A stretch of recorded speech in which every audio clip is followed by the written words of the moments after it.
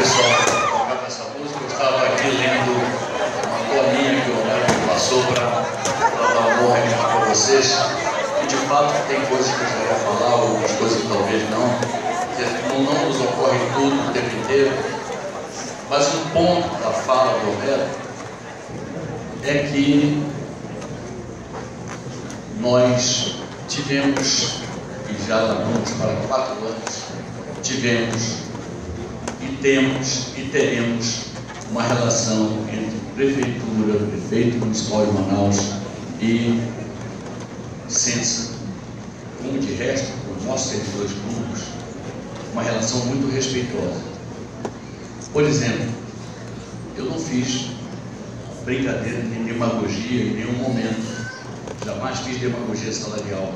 Eu tinha um objetivo: trabalhar com as pessoas que servem ao povo, que eu procuro servir ao povo, dentro da melhor possibilidade que ocorresse, que fosse possível, dentro da nossa programação orçamentária, da nossa programação financeira. Então, nós não fizemos nada assim que nos fosse cobrado amanhã, né, que inviabilizasse a prefeitura, nada disso. Até porque, eu não sei se já falei para vocês, a gente já teve algumas reuniões, mas eu não estava muito interessado em disputar a eleição. Eu pensava que eu poderia ter um tempo de interrupção, uma carreira pública tão longa, e me decidi porque, tendo a reeleição, pareceria uma coisa pouco corajosa não apresentar o que fiz, o que pretendo fazer, o que deve acontecer em Manaus para as pessoas da minha cidade. Teria que fazer isso. É ético fazer isso, mostrar para ser julgado. E segundo, eu olhei a nominata dos candidatos e eu percebia que nos anos de 2017 e 2018, que serão anos, na melhor das hipóteses, só os dois, serão anos de grave crise econômica, eu não poderia me furtar a enfrentar a inexperiência e o despreparo que inevitavelmente viria pela figura de alguém que se classificasse para esse tradicional segundo turno que tem em Manaus. Para começar, eu não sou contra o segundo turno. Claro que se eu pudesse ter vencido o primeiro, ótimo, mas eu não sou contra. Ele vem do francês, é o chamado balotagem francês. Significa que no primeiro turno você vota em quem você acha perto do ideal ou ideal. No segundo turno você reavalia tudo e você escolhe um dos dois finalistas. É assim.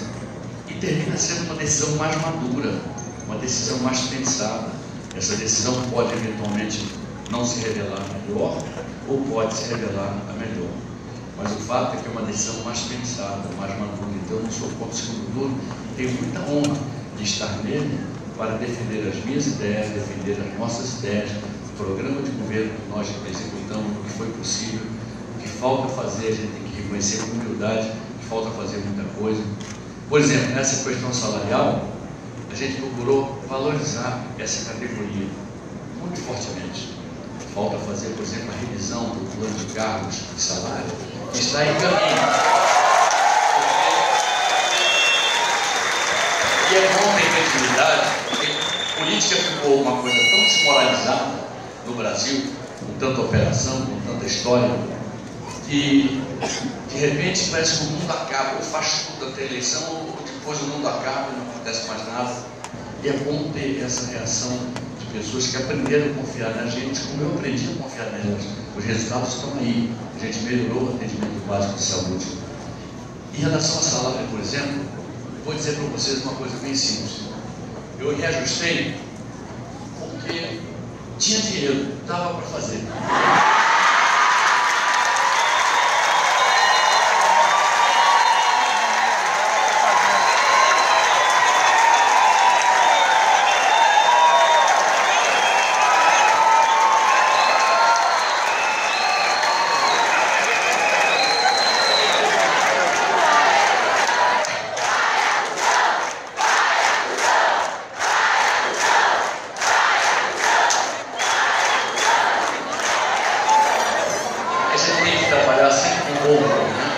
Então, se você me permite uma mentirinha daquelas brancas, daquela que o Papa perdoa, eu falei isso sem querer. Falei sem querer. Mas veja, é uma coisa assim muito impressionante. Excelente não dá, todo mundo fala que o conselho, se fosse bom, vendia, não dá. Mas quando a gente vive, quando a gente tem experiência, acumula experiência e mantém a lucidez, a gente pode dar uma opinião. Aliás, qualquer um pode, até quem não tem experiência pode e deve dar sua opinião. Eu digo assim, popularidade na vida de um homem público, de uma pessoa pública, ela vai e vem, ela pode ir e vir várias vezes, se a carreira for longa. Depende da conjuntura, depende da circunstância. Eu tenho muita honra de poder manter a cabeça erguida e caminhar livremente por qualquer rua de Manaus, como aliás por qualquer rua do Brasil, respeitado pelas pessoas. E é muito raro isso numa hora de crise da política e de uma crise econômica que é a mais grave da história do país. E se eu pudesse dar uma opinião para alguém, eu diria, olha, não pense na popularidade fácil, porque esta pode ir embora rapidamente. Pense na credibilidade, porque esta quando vai, ela não volta, não tem duas vezes. A credibilidade só se perde uma vez. É na vida pessoal da gente assim. Não quer dizer que alguém seja vingativo, quer dizer que alguém simplesmente passa a não confiar mais na pessoa que deixou escorrer a taxa de credibilidade que ela tinha. A gente tem que levar isso a sério. Eu sempre procurei manter primeiro a credibilidade. E claro que eu adoro ser bem tratado, adoro popularidade também, mas não faço qualquer coisa pela popularidade, não faço invencionice, não invento coisas, enfim. Mas eu queria falar também para vocês com muito carinho, com muito agradecimento, porque eu encontrava ainda agora uma companheira nossa que trabalha na Suzano, ela, e talvez tenha mais gente aqui que seja da Suzano. Eu queria fazer um apelo a vocês, que vocês falassem com as pessoas da Suzano, que estão desesperançadas, estão vendo esse quadro lamentável dessa chamada Operação Maus Caminhos, que atinge 2 governadores de Estado, 2 governos de Estado que estão apoiando a outra candidatura. Não vou permitir, pelo menos com a minha vontade não será assim, não passarão, que façam na saúde de Manaus o que fizeram na saúde do Estado. E pelos motivos mais torpes, os motivos mais baixos, os motivos mais pomezinhos, os motivos mais mesquinhos, não podemos permitir isso. Eu, por outro lado, eu quero me solidarizar com os servidores públicos e vocês que podem conversar com as pessoas, levar a minha solidariedade aos servidores públicos do Estado que sequer recebem seus salários. Fui ao SECOM outro dia, encontrei uma moça, minha esposa estava lá comigo, encontrei uma moça que estava virando há 36 horas, porque não tinha quem a substituísse, e estava com o salário atrasado há 3 meses. Entrei numa outra sala, a outra falou, não, mas eu estou com o salário atrasado há 6 meses. E todo mundo tem o 13º atrasado lá. Ou seja, polícia, como é que pode pensar em segurança pública se não paga salário de policial, se desmotiva os policiais, se não lidera os policiais? É preciso liderar sim. Eu acredito muito no sistema que vem do governo federal, que deve financiar armamentos, deve financiar a técnica, deve procurar colocar a melhor tecnologia a serviço dos estados, que a eles cabe basicamente cuidar da segurança pública. O município tem que ajudar. A gente ajuda com o LED, a gente ajuda com a reforma de praças, com a criação de praças, com academias ao ar livre, com a recuperação de espaços esportivos, com a recuperação das 6 de 2. Ontem no debate é uma coisa engraçada, porque eu não consigo não gostar de ninguém, mas às vezes eu posso achar engraçado, porque é um direito também que eu tenho, né? A praça, ele já fala nesse negócio da praça do Jorge Teixeira, aquele negócio de meia na catraca, eu não aguento mais, sinceramente. É o último também depois eu vou rezar uma porção de Padre Nosso, Ave Maria, porque toda vez essa história. Meia na catraca é uma coisa atrasada, porque a gente tem tecnologia hoje da carga a bordo, a gente tem a biometria facial. A meia na catraca é uma coisa atrasada, que só faz atrasar as viagens que já são lentas dos nossos ônibus, enfim. Mas essa história de a Praça Jorge Teixeira é um negócio impressionante. O marqueteiro diz assim, decora isso, aquilo outro, deve ter uma palmatória do lado, né? E aí vai falando. Eu considero uma coisa meio assim, deplorável alguém precisar se preparar para um debate. Se conhece as coisas, não tem que se preparar. Se não conhece, então vai decorar, fazer o que o marqueteiro manda. Eu tenho quem me faça o meu marketing, mas eu reviso os textos, eu vejo o que está de acordo, o que é real, o que não é, e vou dando a minha contribuição pessoal para aquilo. Eu não faço tudo que ele manda. Se ele me mandar me dar uma melancia no pescoço e descer a João Batista, eu não faço isso. Mas não, mas dá voto. Mas então dá o voto para outro. Eu não faço isso. É uma coisa muito clara na minha definição pessoal. Então a gente tem que trabalhar sempre com realismo, com o pé no chão, porque eu presinto 2 anos muito difíceis, 2017 e 2018. A gente tem que saber disso. São anos em que alguns economistas estão anunciando, eu não quero nem ainda aceitar isso. Eu quero falar tecnicamente, eu não quero aceitar que haja crescimento negativo, ou seja, para baixo, da economia em 2017 em relação a 2016. Seria uma catástrofe para todos nós.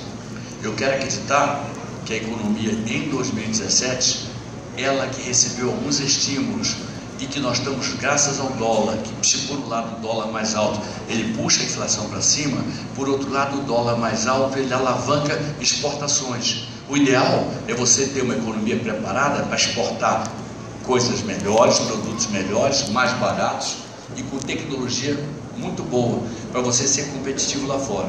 Quando você exporta só porque o dólar está favorável à exportação, isso é bom para você quebrar um galho, e a gente precisa disso agora. Mas não é bom ao longo do tempo se a gente pretende um Brasil de economia com competitividade sistêmica. Se a gente quer isso, a gente tem que se preparar para, com qualquer dólar, a gente exportar. E os países que realmente exportam para valer são os países que importam muito. Eu acredito muito no comércio de ida e volta. A soma disso tudo gera empregos na ida do produto e gera empregos na volta do produto.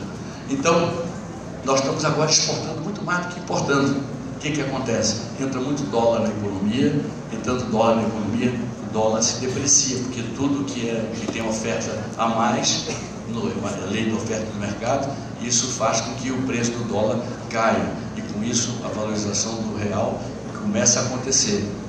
Ainda temos um dólar competitivo ainda, mas com as nossas explorações, eu estou esperando que um conjunto de medidas adotadas pelo ministro Meirelles, que eu reputo uma pessoa séria, é preciso que haja colaboração do parlamento. Algumas medidas podem, com sutileza, provocar um crescimento positivo que não resolverá muita coisa, mas que será melhor do que o crescimento negativo na economia de 2017. Em 2018 eu esperaria um crescimento já um pouco melhor em relação a 2017. Eu não quero acreditar, não quero aceitar tão prematuramente assim o que eu vi outro dia na Globo News, uma pessoa falando em tom profissional, dizendo que a economia decairá, decrescerá, terá crescimento negativo em 2017. Eu quero olhar com otimismo, mas não o otimismo de quem não pisa no chão, o otimismo de quem procura estudar isso e procura, a partir do que estuda, tirar suas próprias conclusões. No final, a gente vai ver quem tinha razão. Eu tenho esperança de que nós cresceremos no ano que vem, mas em relação não a janeiro, por exemplo, fevereiro, março, abril, não em relação ao tempo antes da crise, mas em relação a esse ano agudo de crise que foi 2016. E a gente atravessou este ano com dificuldades. A crise mutila, a crise maltrata. Aliás, uma coisa sobre economistas, enfim. Acho que o economista é aquela pessoa que faz uma previsão que, se der certo, a bola é toda dele. Se não der certo, aí a gente sempre põe a culpa em alguma coisa fortuita que não era para ter acontecido e acontecer. Eu digo isso com bom humor, porque não tem nada que eu respeite mais do que quem trata a economia com realismo e trata a economia com técnica, para junto com os seus ensinamentos e com as suas experiências poder gerar otimismo na economia, e nós podemos saber antecipadamente aquilo que é problema para contornarmos e enfrentarmos aquilo que é problema. Mas muito bem, nós tivemos um ano muito difícil. Numa hora dessas, 2015, eu digo, vou sobreviver. Eu vi o governador largar completamente o leme. Uma coisa impressionante. Eu vejo assim o nosso adversário assim, ele moldurado por uma penca de pessoas ilustres. Eu vejo o Mar, eu vejo o Alfredo, eu vejo o Silas, eu vejo Eu vejo tudo isso. O Praciano é uma coisa até enfim. Pessoal, eu fico muito feliz porque o Praciano teve um problema de saúde muito grave, enfrentou, graças a Deus, que Deus o proteja, que Deus lhe dê vida muito longa. Mas aí eu quero ver nesse retrato onde é que fica o governador Mello. E eu vejo assim, o candidato, essa turma toda por trás, parece que está tirando a foto, é o Mello, está escondidinho, tirando a foto que quer esconder o homem de qualquer jeito. Como se fosse possível isso. E ele largou, ele jogou a toalha, ele largou. Ele simplesmente não governa. Nós estamos vivendo o chamado estado de anomia, que é aquele estado em que não há governo, aquela situação em que não há governo, em que está tudo ao Deus dará, está tudo andando assim aos trancos e aos barrancos, tudo assim. A segurança pública é um exemplo disso. Um governo que cada dia demite um secretário, cada dia que demite queriam que eu demitisse o Homero de maneira injusta. Veja, eu não ia fazer isso só para premiar a imaturidade do adversário. Eu prefiro, depois da eleição, fazer um crediário e comprar para ele uma passagem para Disneylândia. Vai lá. É uma forma de ser bom com ele, é uma forma também de eu não fazer injustiça com um profissional, porque interessa politicamente alguém dar a entender que no meu governo tem problemas. Lá tem. Eu não sei nem quem é o secretário de Fazenda hoje. Eu não sei quem é o secretário de coisa nenhuma lá, aliás. Eu vejo todos eles envolvidos numa campanha política e todos eles cuidando muito pouco da gestão do Estado. Mas o fato é que o governador deixou de lado tudo. Deixou tudo de mão. Prometeu, entre o que prometeu e o que deve a Manaus, eu somo 277 milhões de reais, que seriam muito úteis para nós. Mas é eleição, ele também não pode perder o controle das finanças, enfim, de que não pode nada. Pode pagar os acordos judiciais sem que tenha vencido a etapa recursal. Ou seja, ainda dá para recorrer, protegendo, portanto, o dinheiro público, mas faz um acordinho. Esse acordinho não me cheira bem. Tem um certo cheiro de queimado na minha cabeça. E usam contra nós todas as armas baixas, todas. O ataque familiar. E o mais engraçado, isso é que me dá vontade de rir um pouco, é que todo debate eu sou obrigado a ouvir um rapaz dizendo: eu estou sendo acusado. Quem que acusou ele de quê? Quem acusou? Acusado de quê? Só de nunca ter feito nada, talvez isso. Mas acusado de quê? Minha família. Quem foi que atacou a família dele? A minha, todo mundo sabe. A minha, todo mundo sabe como eu fui atacado, como minha família foi e tem sido atacada. Hoje, eu tenho um jornal da cidade que tem um retrato meu, que eu vou guardar o retrato, que é uma coisa assim, tão absurda, é um panfleto tão reles, que estou lá. Eu vou guardar por duas razões. Eu não sei se a Elizabeth vai concordar. Eu vou guardar por duas razões. A primeira porque é histórico. Eu nunca vi um jornal com tanta tradição, com tanto tempo de estrada, de história, fazer uma coisa dessa. E aí eu me sinto como se eu fosse São Sebastião, flechado por inverdades de todos os lados. Todos os lados.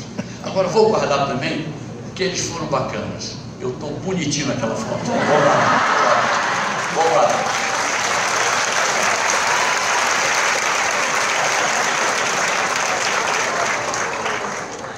E aí a gente vai tocando. Estamos chegando numa reta final. A gente percebe o que é o cheiro da vitória e o que é o sentimento da derrota. A gente percebe uma pessoa tensa, a gente percebe esses ataques, a gente percebe tudo isso. Então isso não cheira a vitória, porque as pessoas sentem, fazem campanha. Eu sempre digo, numa eleição de segundo turno, é muito comum você encontrar uma pessoa que diz assim: não vou votar em você. Eu dizendo assim: poxa, conto com o seu voto. Não pode, porque eu tenho compromisso com o outro. Isso é a coisa mais bonita, mais democrática, mais razoável do mundo. Agora tem pessoas que também dizem assim: não estou com você, como se fosse alguma ofensa. Para mim não é.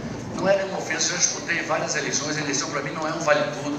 A eleição para mim é uma forma de eu contrapor as minhas ideias a outras ideias, inclusive aberto para aprender com quem quer que seja, porque a gente não pode deixar de cultivar a humildade, cultivar esse sentimento de que a gente tem um dever de melhorar como pessoa, melhorar como gestor, melhorar como pessoa pública e procurar, sim, pura e simplesmente, não se sentir dono da verdade.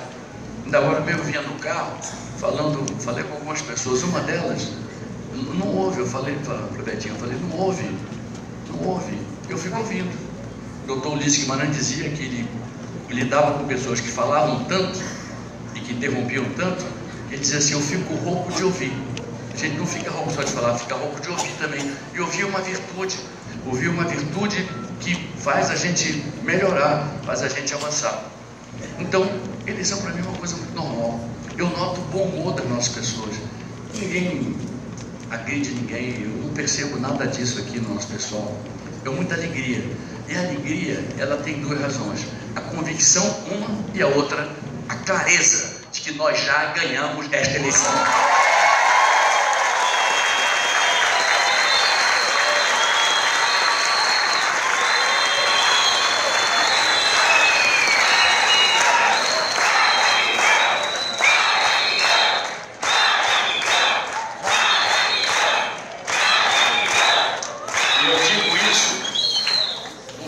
Assim, de muita confiança em vocês, porque tudo que eu aprendi com meu pai é que você não deve dizer isso antecipadamente, porque pode esmorecer o exército, mas eu confio tanto que esse exército, ao contrário, vai buscar uma vitória cada vez mais bonita e mais legítima. Quanto mais expressiva for a vitória, melhor o sentimento que Manaus mantém sua autoestima. Manaus não quer retrocesso, não quer aventuras, não quer recuos, não quer deixar um timoneiro inexperiente atravessar esse lago em revolta ou esse rio caudaloso em tempestade. É preciso quem saiba efetivamente tocar esse leme e ir para frente. Alguém pode falar assim, poxa, você falou no seu programa anterior que você ia fazer isso, não fez tudo isso. Meu Deus, dá para desconhecer a inflação que explodiu, dá para desconhecer a própria crise econômica, dá para desconhecer a perda de arrecadação nossa, dá para desconhecer que a gente teve que adiar certas prioridades para manter as prioridades mais prioritárias ainda, como por exemplo, valorizar o pessoal de saúde, valorizar os nossos servidores. Será que alguém tem dificuldade de entender uma coisa dessas? Agora a pergunta que eu faço é outra. Muito bem, eu e a maioria das prefeituras fechou para balanço, e o governo do estado fechou para balanço, é uma vergonha mesmo, fechou para balanço, a gente não fechou nada, a gente ao contrário está abrindo coisa. São 42 unidades básicas de saúde, sendo 27 novas e 15 entre ampliadas e reformadas, e mais 10 obras fundamentais de saúde. Eu tenho muito orgulho desse trabalho em conjunto que nós fizemos e do atendimento, por exemplo, que dá um SAMU, que dão as ACS, eu diria as ACS basicamente. Eu tenho muito orgulho desse dia a dia, dessa capacidade de doação que as pessoas revelam. Muito orgulho. Agora eu faço uma pergunta também. É hora da meditação. E uma coisa que a gente pode fazer é trocar ideias para dar armas para o nosso pessoal, para terminar de maneira altaneira, altiva e produtiva esta campanha. Muito bem, então eu não consegui fazer aquilo, não sei o que. Eu fiz isso. Eu não fiz aquilo. Muito bem. Qual é a garantia que a gente tem que uma pessoa que nunca fez nada vai fazer? Manaus não é programa menor aprendiz. Governar Manaus não é meu primeiro emprego. Não é. Governar Manaus exige muita coisa, muito background, exige muita experiência, exige muito conhecimento, exige conhecimento da cidade, exige conhecimento da arte de administrar, que é uma das mais difíceis do mundo. E essa pessoa teria que ter passado, quando nada, pela presidência de Assembleia, de Câmara, que já é um início, teria que ter passado por mandatos federais de senador, de deputado, para poder ter uma visão a partir do Brasil, que é uma planície. Brasília, o Planalto, e Brasília nem à toa, nem por isso a gente vai deixar de reconhecer que é um Planalto, de onde você vê os problemas localizados da sociedade brasileira. Inclusive a gente daqui olha Manaus de um jeito, quando a gente vem de Brasília para cá a gente olha de outro jeito, e as duas visões se complementam, as duas visões se completam. Então eu digo, qual é a garantia de que alguém que não tem experiência, que foi dois anos vereador, 4 anos de deputado estadual, o tempo inteiro atacando fulano, atacando Beltrano, e ele até me defendia muito. Pô, ele era tão legal naquele tempo, me defendia, dizia que eu era um cara bacana, que eu era um sujeito, ele culpava o governo do estado, na época era o Omar Aziz, que me perseguia. Não é verdade, prometia, não cumpria, mas perseguir nunca perseguiu. Não vou também ficar inventando coisa, eu vou entrar pro time dele, né? Eu tenho que ficar no meu time. E outra coisa era dizer que o governo federal de então me perseguia, e ele falava a verdade. Era verdade, todo mundo sabe disso. Eu não tenho nenhum rancor. Por exemplo, acabada essa eleição, eu que torço muito para o governo Temer dar certo e sabia que o governo Dilma não estava dando certo, vocês podem acreditar ou não, acabada a eleição, e na hora que eu tire uma semana ou 10 dias para dar um descanso que a gente precisa, eu vou telefonar para a presidente Dilma, vou dizer para ela que do plano, se ela um dia vier a Manaus, eu vou recebê-la. Ela não fez nada, foi muito carinhosa comigo o tempo inteiro, muito carinhosa comigo, me abraçou, me beijou muito. Eu trocava até tanto abraço, tanto beijo, com mais recurso, mas não veio. Ela me deu o que ela podia dar, então eu também não vou nunca tratá-la mal. Não sou como algumas pessoas que serviram ao governo dela, fizeram. Não é a minha cabeça. Eu me opus ao presidente Lula porque eu era senador, não me opus ao governo dela porque eu não tinha papel parlamentar, eu tinha o papel de governar, mas as minhas discordâncias de políticas dela, sobretudo econômicas, eu já as disse desde 2007. Eu falava que os erros de política econômica do governo Lula e mais os erros acumulados de política econômica do governo Dilma iriam gerar uma crise que eu não sabia quando ela eclodiria, eu não sabia qual seria a duração dela, eu não sabia, inclusive, a intensidade dela.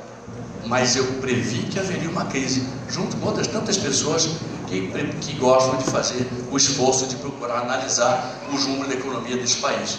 Eu disse, aconteceu, e aconteceu, graças a Deus, com uma pessoa tarimbada aqui no Leme. Teria sido melhor se não tivesse acontecido. Sim, aconteceu.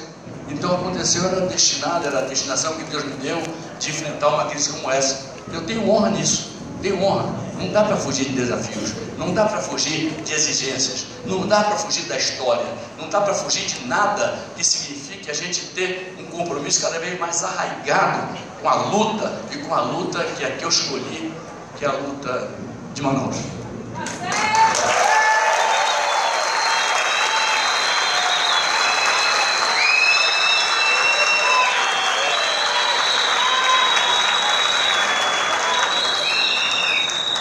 E, portanto, eu aproveitei para falar nem tanto de saúde com vocês, porque vocês estão cansados de saber o que a gente fez pela saúde, o que a gente pode fazer. Tem tanta gente que floreia, que inventa tantas coisas. Eu já fiz os cálculos, já desisti. Quando chegou em 1,5 bi de prejuízo, ou seja, de coisas impossíveis, eu disse, olha, chegou. Eu não vou contar mais, senão quem vai ficar triste você e eu, né? Então, o que é da coisa tão simples? A gente tem como ampliar as equipes de saúde da família? Tem, dentro do que cabe no nosso orçamento. A gente tem que levar em conta o orçamento, os salários, a evolução dos salários, tudo isso, e ver a parte que sobra para a gente fazer reformas, para fazer construção de UBS. O governo federal entra com 10% na construção de uma UBS, entra com 10% do financiamento mais ou menos, e a gente precisa de entrar com muito mais, logo o município, que é o ente mais pobre da federação.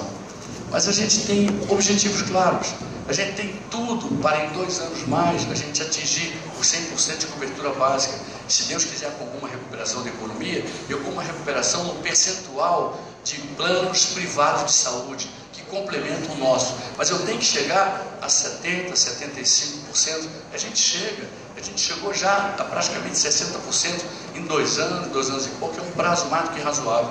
Então é uma coisa modesta, não quero inventar nada.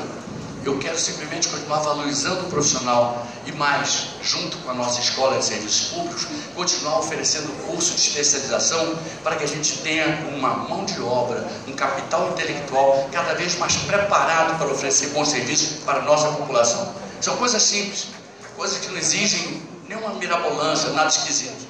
Em educação, a gente deu um salto no IDEB, de 21º lugar para 11º. A gente tem que crescer, melhorar mais do que 15% ao longo de 2017 para a gente não cair dessa posição. E para a gente chegar no top 5, no top 5, a gente precisa trabalhar muito bem, com muita atenção, precisa trabalhar o investimento do professor. Vamos sair com várias novidades, queremos sair para estabelecer a verdadeira meritocracia, o bônus por desempenho, é o prêmio ao mérito.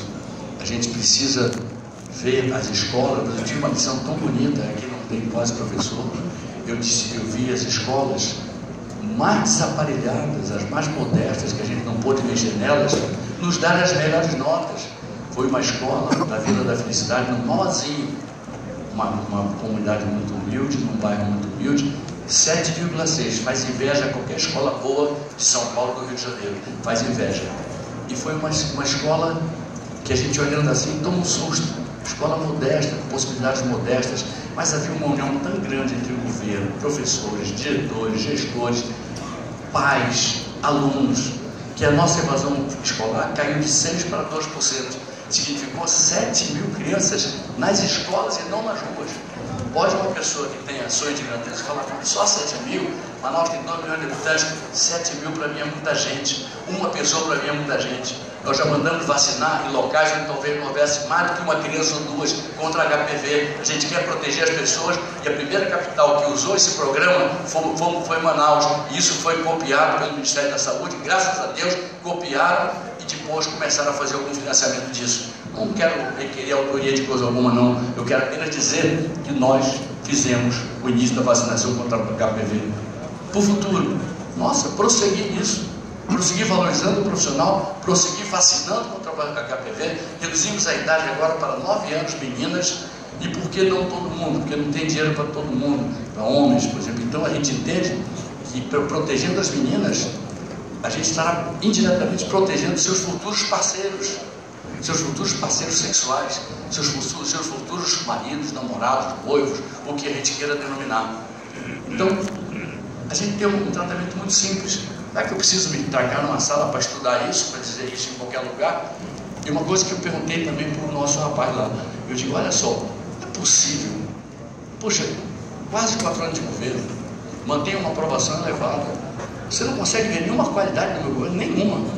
Pô, conta uma, para eu ficar alegre, para eu dormir bem, conta uma, não conta nenhuma. Meu governo não tem qualidade para ele.